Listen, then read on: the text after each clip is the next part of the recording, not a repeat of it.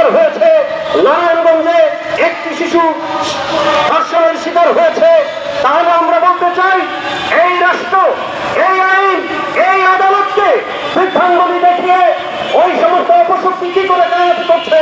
কাজেই আমাদের এখন যেটি করতে হবে, সামাজিক সচেতনতা বাড়াতে হবে। আমি পুরো বাংলাদেশের প্রত্যেকটি প্রান্তে প্রান্তে জনগণকে ঐক্যবদ্ধ হওয়ার জন্য আহ্বান জানাই।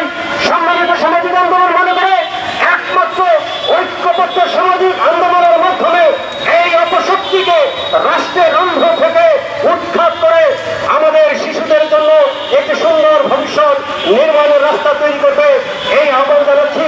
আমরা সবাই আমাদের পারিবারিকভাবে, সামাজিকভাবে সব জায়গায় এখন প্রতিবাদে উদ্দীপ্ত হই, কারণ একমাত্র জনগণের ইচ্ছা ছাড়া, জনগণের বৈপ্লবিক আন্দোলন ছাড়া এই শিশু হত্যা নির্যাতন বন্ধ হবে না। সুতরাং আমরা সামাজিক আন্দোলনের পক্ষ থেকে দেশবাসীর প্রতি আহ্বান জানাচ্ছি, আসুন এখন আর ঘরে বসে থাকার সময় নয়, আমরা যে যেখানে আছি সেখান থেকে শিশু ও নারী নির্যাতনের বিরুদ্ধে সোচ্চার হই। সবাই এই আহ্বান জানিয়ে আমার বক্তব্য শেষ করছি। সবাই ভালো থাকুন। আল্লাহ হাফেজ। সম্মিলিত সামাজিক আন্দোলনের ব্যানারে আজকে যারা উপস্থিত হয়ে এই মানববন্ধনে অংশ নিয়েছেন তাদের সকলকে অসংখ্য ধন্যবাদ।